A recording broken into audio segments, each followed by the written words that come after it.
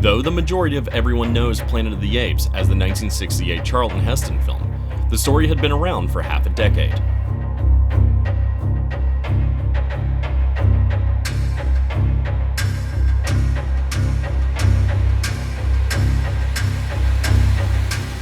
Previously, in 1963, the book Le Planètes des Singes was written by the Bridge over the River Kwai author and French novelist Pierre Boulle.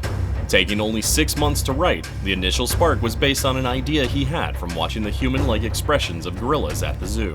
Film producer Arthur P. Jacobs bought the rights to the book after Boulle's agent suggested it to him.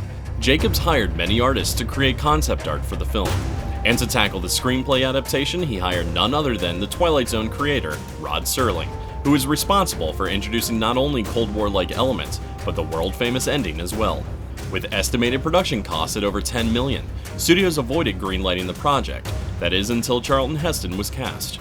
Heston recommended director Franklin J. Schaffner, and filming a screen test was enough to convince 20th Century Fox to give the team a budget.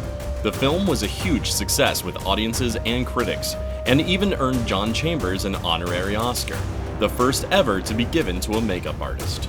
Though it wasn't made with a sequel in mind, associate producer Mort Abrahams and Arthur P. Jacobs considered it after the first film was a success and they were approached by Fox.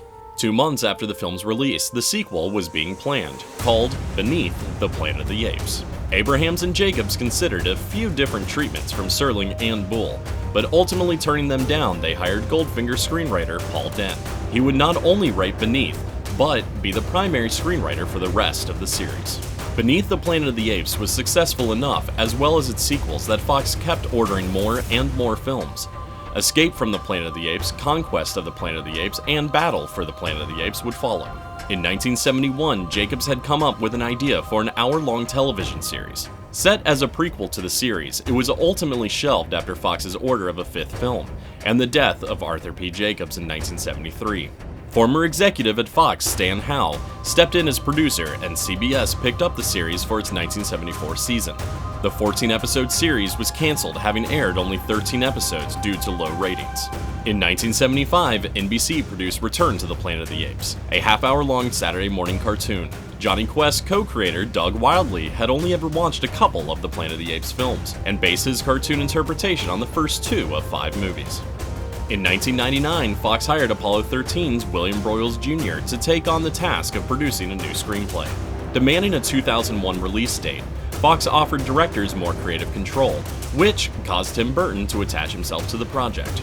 With the deadline quickly approaching, all areas of production were rushed, which is possibly why the film didn't gain enough interest to warrant a sequel, despite Fox's plan on doing so. Bow your head! In 2005, Rick Jaffa and Amanda Silver developed the concept for Rise of the Planet of the Apes, pitching the idea as a way to reboot the franchise, as well as tying it in with the classics, like the character of Caesar in Conquest. Rise of the Planet of the Apes released in 2011 to positive reviews and an Oscar nomination. In typical Fox fashion, they immediately planned for a sequel.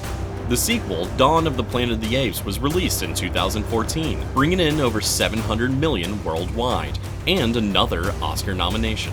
Before production had even finished, producers were already in talks for a third. War for the Planet of the Apes will premiere this year.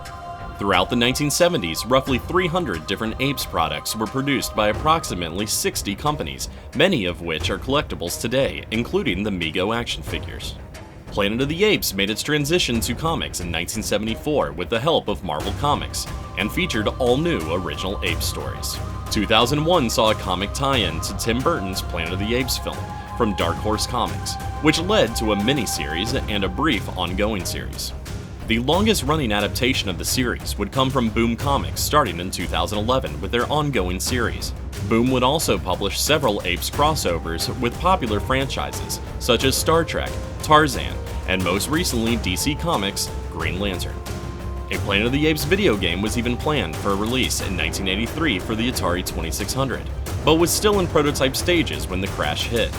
A game would not appear until 2001, and due to its being partially based off a movie under constant development, missed the premiere of Burton's film by months and opened to negative reviews.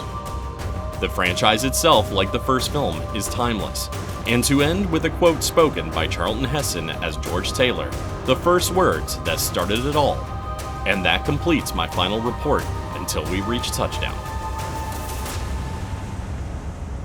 Like the video? Have suggestions? Comment below, and please be sure to subscribe.